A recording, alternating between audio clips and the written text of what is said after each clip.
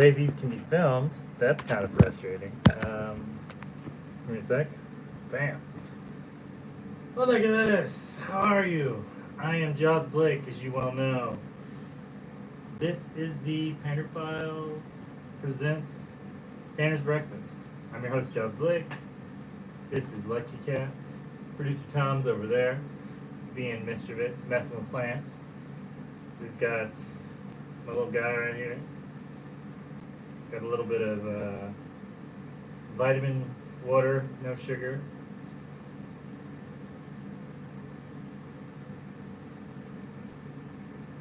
It's very hot today, so I'm working on trying to stay cool.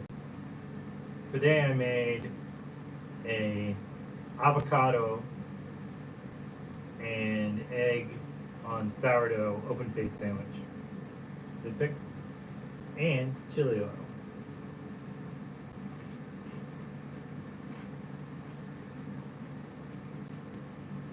It is warm. It is very warm today.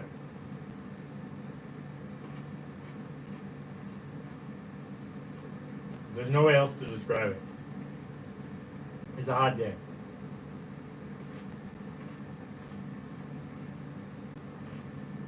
I am deeply glad I do not film this on Tuesday.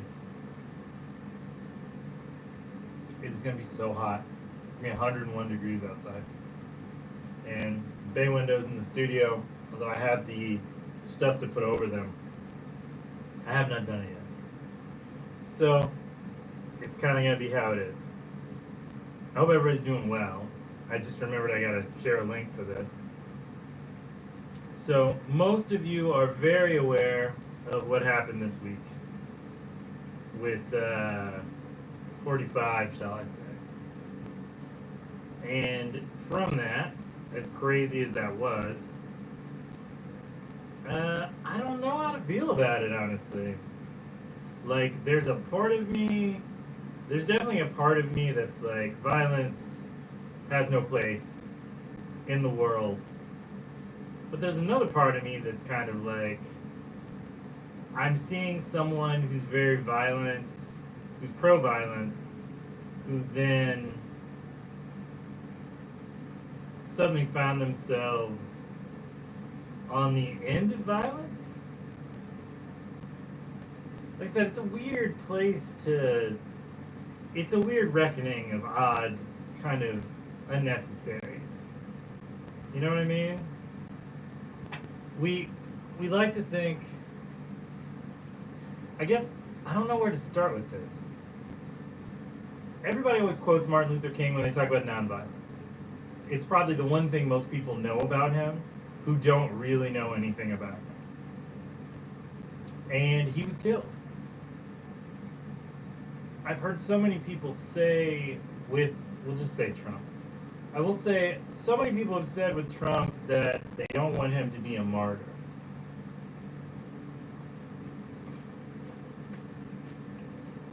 When I look down the line of people, though,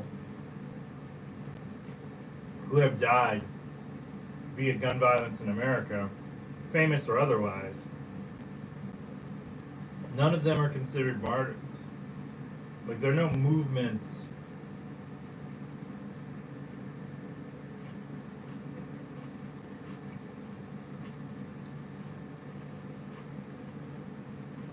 There are no movements that have come about from their deaths, specifically, that people still look at them on a wide base and go out of their way to kind of memorialize them. I mean, there are some people, but like, I live in DC, so I see all the museums. And one of the museums, the African American History Museum. You go in there, in the basement, as you're ascending up through all the time stuff, from like the history of black people in America, coming to America, till basically now. And it has all of these things, and it has all these like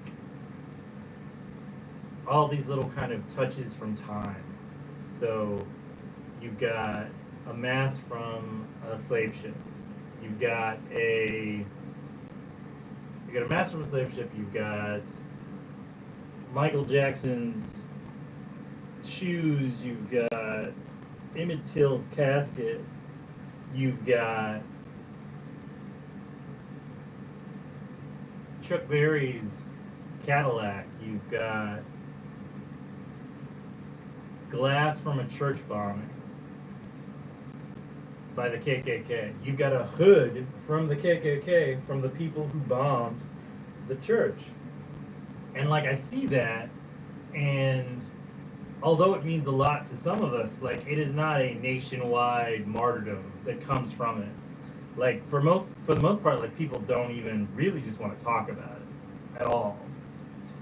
And that to me has always been super frustrating. But then to hear this man not even die, but be attempted assassination, and then they try to say, people try and say, oh, he's going to be a martyr now, he's going to do this and do that. And it was like, one, to be a martyr, you have to die.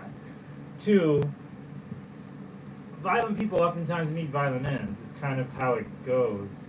It's an odd, strange thing. But the whole thing feels weird and obscure.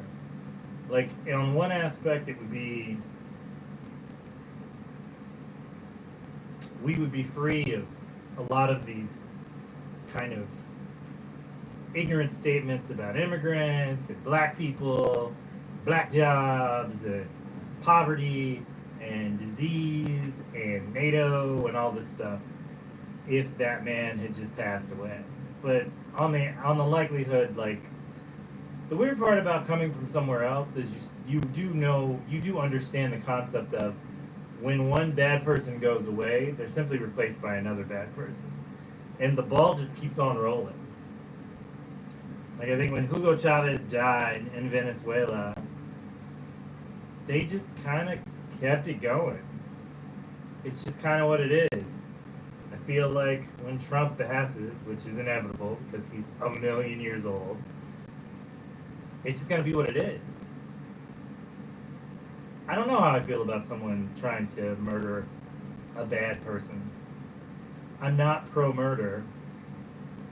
I don't think because you disagree with somebody you should kill them.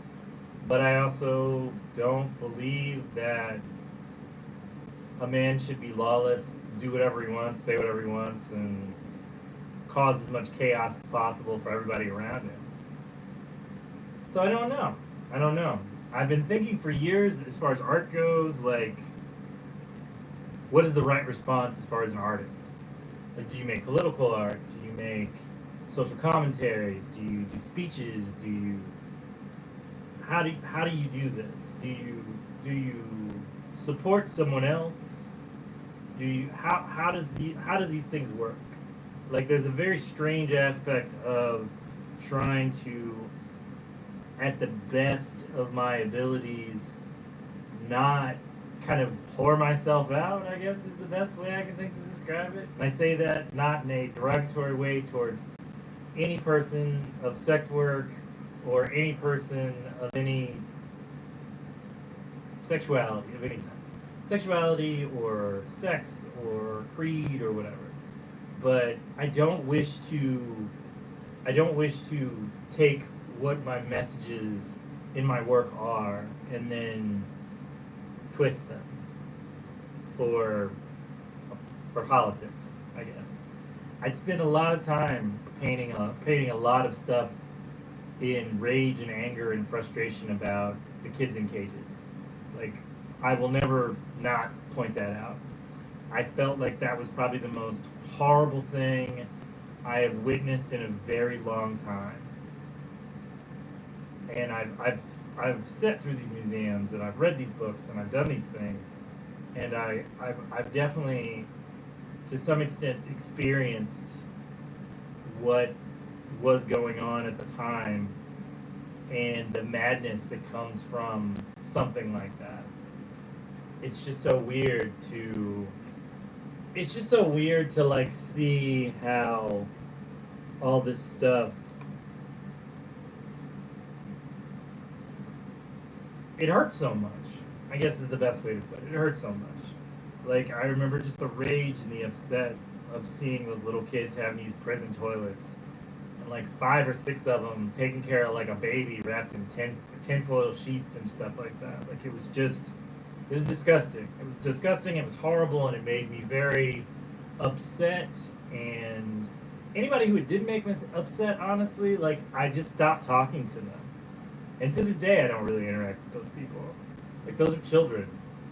Like you can, we can dis. James Baldwin has this really great quote where he said, "We can disagree on politics and just the way that we choose to live our lives, but we cannot disagree on whether you feel like I should exist or not." Like that is not a question of whether or not my existence is not a question of something you can debate about. You can't tell me that I can't have the freedom to be a person who's alive in the world. And it really shocks me sometimes to hear people be so selfish as to not be moved by children suffering. I don't know. We've all seen the for a penny a day, and then they show a kid with a fly in his eye type of thing.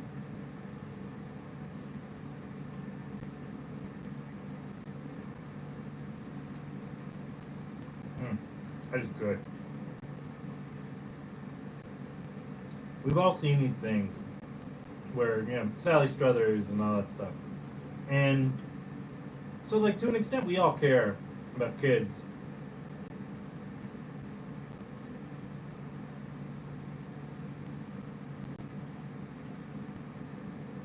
I think the concept that kids need to look like you for you to care about them is horrible. Like you're a monster. That's how I would describe you. I think in a lot of ways we have to figure out what the cutoffs are for what is considered political discourse versus just like discourse for being alive in today in the world the way it actually is right now. Most people don't make enough money. Almost everybody doesn't make enough money to survive. Um, I was explaining it to someone recently who's a fairly young guy who's going off to college. I was like, you're going to, because he's kind of doing his thing, but like during the summer he's like taking days off to like hang out with his friends and do stuff because it's like his last summer getting to hang out with these people. And I told him, I was like, I know people are going to act like you're silly for this because you should be earning as much money as humanly possible before you go off to college because you're going to need that money to survive. But on the other aspect, he's completely right. Like, some of these people are not going to have the ability, the money, the want, the need to come back once they go off to college. Like, you go off to college in San Diego, you may not come back. You might come back for like a holiday or something, but for the most part, like, you have an apartment, you have a job, you have a girlfriend, a boyfriend, a dog, whatever, and you can't really travel because you don't make enough money. I think the most common thing I get asked all the time is, when are you going to go on vacation? And I'm like, I don't know. It's been years.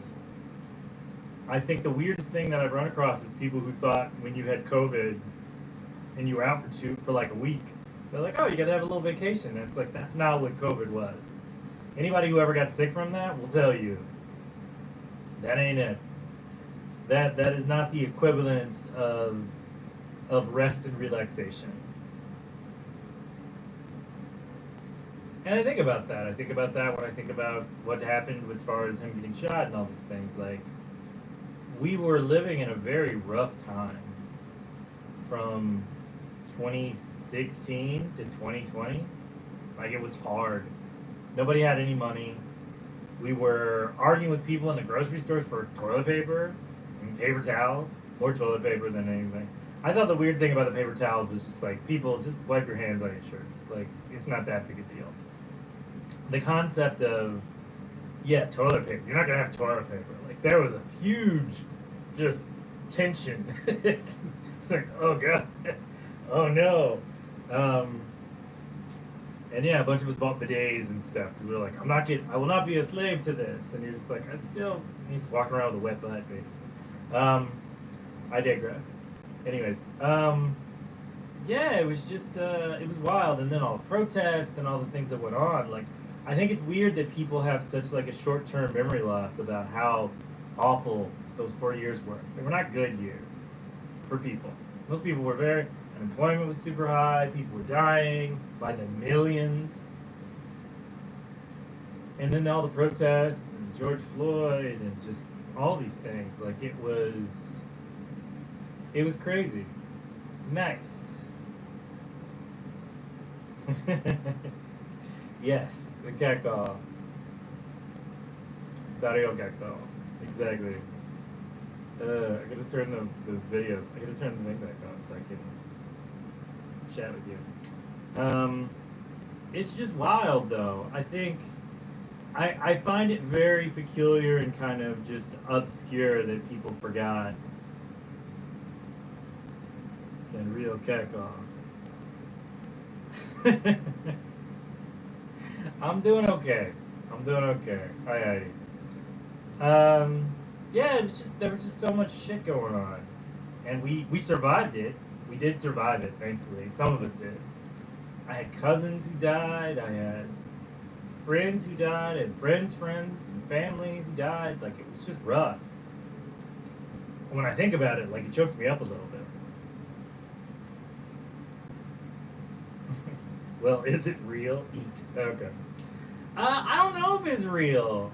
I don't know if it's fake or real. I think it's strange that we have to think about whether or not he would fake something like that. You know? Like, what type of world are we living in where we have to worry about people making false assassination attempts to help boost themselves? Like, that's just so weird. Craves wine. Nice. No, no wine. No, it's not wine. It's just fruit. It's just like fruit punch. Nope. Zero sugar fruit punch. For all those diabetics out there. You can still drink nice stuff and eat good food. Dollars soon America with a K. You're about 3K. You're about 2K short. Jungle juice fruit punch. There you go. I wish. Now I haven't been able to do a lot of stuff as far as sugary drinks and stuff. I wish. And alcohol. My diabetes has somewhat limited my ability to drink certain things.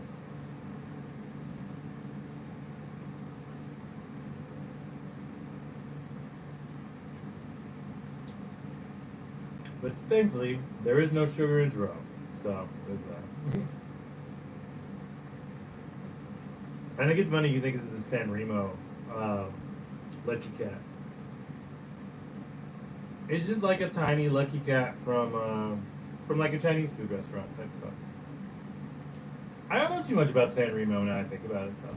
I think about San Remo like Hello Kitty. For those who don't know, San Remo is the brand for Hello Kitty.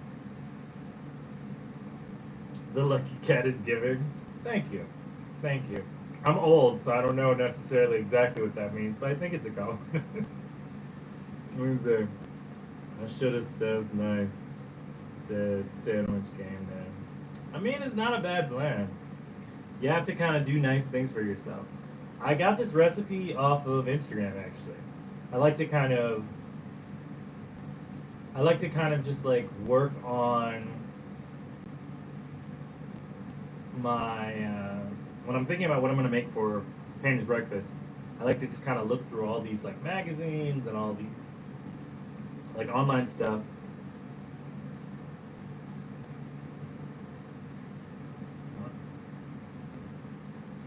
And figure out what exactly I can work on and turn into something that's like for me.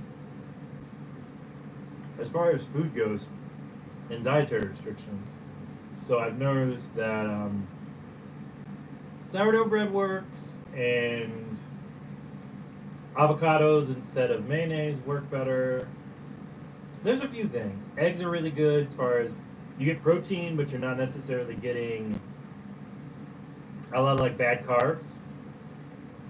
So I've been trying mostly to. Never. Oh no, sorry. Vika, thank you. Thank you so much. I'm glad you like Painter's Breakfast. We've been going on for a while now. I think this is probably around like the 50th or 60th show at this point.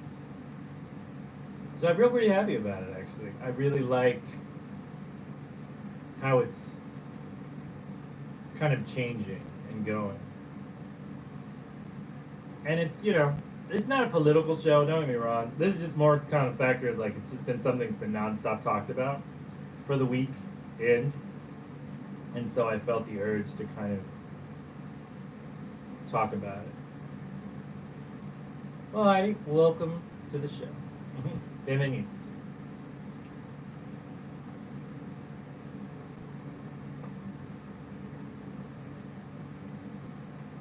I had this dream. My cousin went back to the Dominican Republic and he opened a restaurant and he wanted me to paint this giant mural for him, for his place. And I loved it. It was just amazing. I did this huge Diego Rivera-esque type diaspora painting. Kind of looked like Good Times meets Get Okay.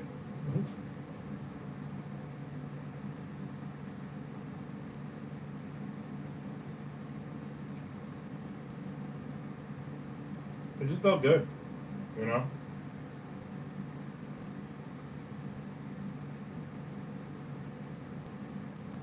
Okay. I'm just never quite sure whether I want to continue to be a muralist or whether I want to just stick with just painting. It's kind of one of those weird little aspects about my life where I have been trying so hard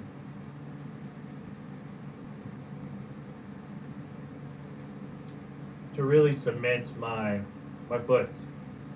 footsteps in the art world before I go. And so trying to figure out the best way to kind of reach the most people with an individual move.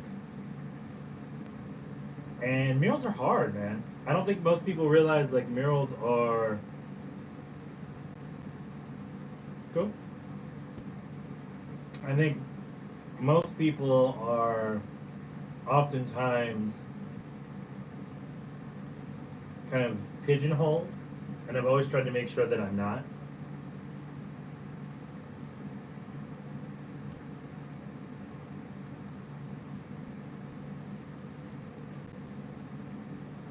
Like it is amazing to be a celebrated painter via in my community of like an Afro Latino, being West Indian, black artist in America. But I worry sometimes that I'll get categorized simply as those things.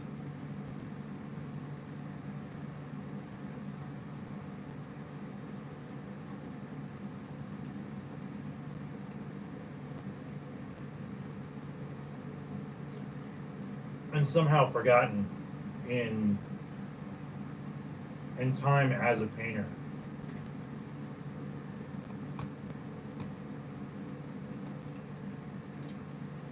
But then I think about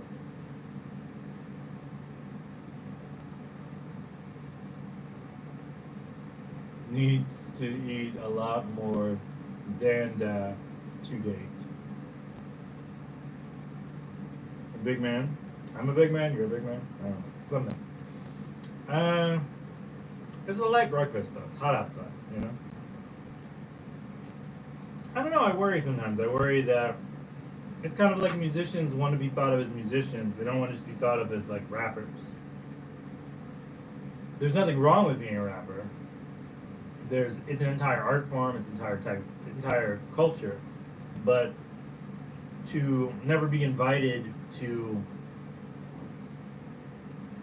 the Grammys because they don't have a space for a rapper as opposed to a musician is something I worry about. I worry that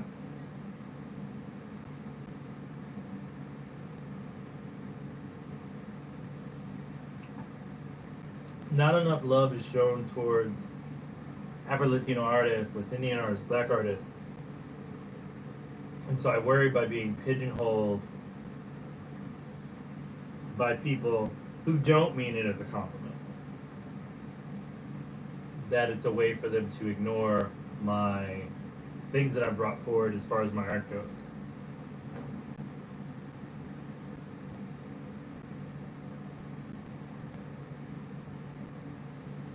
Heidi, I don't know what you're saying because your messages keep getting retracted. I don't know if it's like my chat bot or something that's doing this to you, but I don't know. I don't know. It's a weird thing. Like I'm a painter in my 40s. I've been doing this for so long, and I love being championed by my people. I just wish that people who weren't my people were also willing to experience what people like me are putting out into art. That it's not just like that their understanding of art is not like Da Vinci, Banksy, and Pollock. You know, there are all these artists that have kind of popped through in time and done these amazing works that just most of you don't actually get to really experience because your social bubble is, has a filter on it like the rest of us do. I kind of want to get away from that. I want to branch beyond those places, if that makes sense. That may not make any sense. My plan growing up was to be like a big famous artist. And throughout time, I mean, I've definitely left quite a big mark as far as art goes. I gotta work on this giant thing at some point. I don't know what I'm gonna do with it. I just finished something just recent. Do you want to see what I just worked on? What I just finished? So that you know that I'm not completely ridiculous. I just finished this painting. I'm very happy about it. I don't know if I'm going to do any prints or not. I've been thinking about it for a while now. I think I am going to do some of the tape, of like the mixtape. I'm going to do those and hand those out because I really like. Netararu, what's up, brother? I'm going to do some of these, and I'm going to hand them out, honestly. I don't think I'm going to sell them. I'm just going to hand them out. I think it's fun. I laugh most of the time because it's definitely got this, like, quality to it where it brings these conversations for people. And I really love that it's got this conversation aspect going. Where, the first thing people notice is, if it's top 5, why are there 6? And that is because you get honorable mention. You gotta do an honorable mention.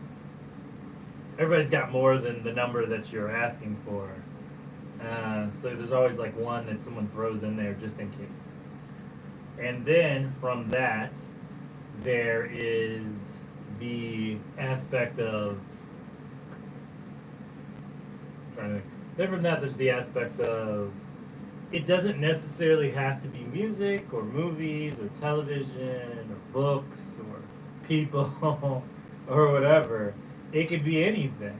And I kind of like that it could be,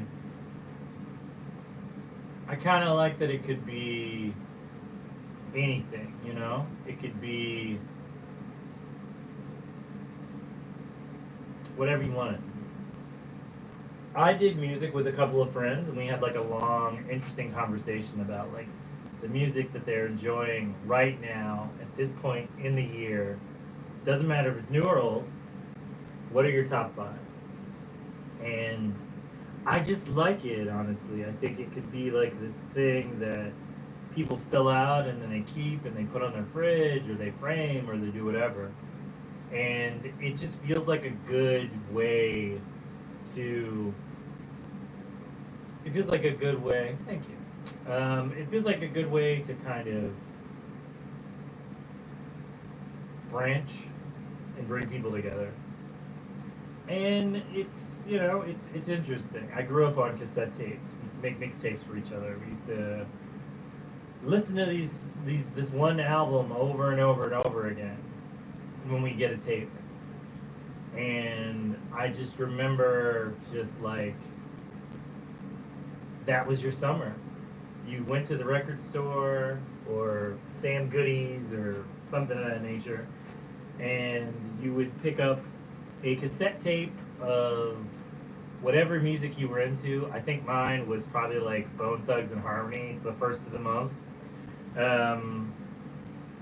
And we just listened to it. You know, we had like little boom boxes or little record players, and we'd sit out on our driveways or on the stoops, and we would listen to music, and like we would try to like dance or whatever. Dungeons and Dragons. Okay. Dungeons and Dragons it is. I'm beginning to think you might be a bi, which is interesting. I'm not sure why, but it's interesting. And yeah, it's just, it was one of those things, like I remember it vividly. Or Seal, Crazy. We'd listen to those and we'd do all that. We'd learn like new dances. We were kids, we didn't have anything else. And it was just interesting and kind of fun. Like I had a good time learning it, you know? It became the soundtrack of a year. And I always wonder, like, what were the five most impactful things that you remember? You get one, you get an extra one for the sixth. That you remember that really changed, kind of put you on your path. Like, what were those big moments? You know, like when you discovered you could listen to your own music and you didn't just have to listen to the radio with your parents. When you picked up a hammer for the first time and you realized, I really like this. Like, making things with my hands is really interesting to me. Or you wrote a short story or a poem, or I don't know, you discovered Reddit. I don't know, something. Something that really kind of grabbed you and brought you forward. I think that's quite interesting to me. Maybe it's interesting to you too. But, so yeah, I'm going to print a bunch of those out, and then I'm going to give them out at some shows. My shows, other people's shows, etc. They'll just be there. Yeah, I mean, that's kind of the gist of it. I think art has this really interesting aspect of it where it brings people together. And so I've never tried to, I guess leaning back towards the earlier conversation, I've never tried to make art that separates people, because I don't think that's necessary. Like, hateful art seems kind of like a waste of really good words put together. So, I don't know. Well, anyways, I've been done with my food for a little bit. It is hot, so I'm going to go out of the studio for a little bit, cool down, and then I will get going on all the other projects I got to do. The art video for Tuesday is already in the works. It will post tomorrow. For those who get to check it out, please do. And please subscribe and like and share and all that stuff. I'm trying to grow this channel. I really am. And it's been doing so, which makes me feel really happy and proud. This time last year, I don't even think we had barely 100 people, and 200. We've had over 200 people come through now, so we're like 311. I'd love to get up to 1,000 before the year's over. That might be a little too lofty of a goal, but I'll put it out there. You got to manifest good things. I really want to see this like grow and become like a big, huge thing. I want to do meetups. I want to do all types of wild stuff. So, yeah. Till next time, Galeras. I'll see you next Monday on Painter Files Breakfast Show. I'm Jaws Blake. Painter out. Ciao. Wink. Bye.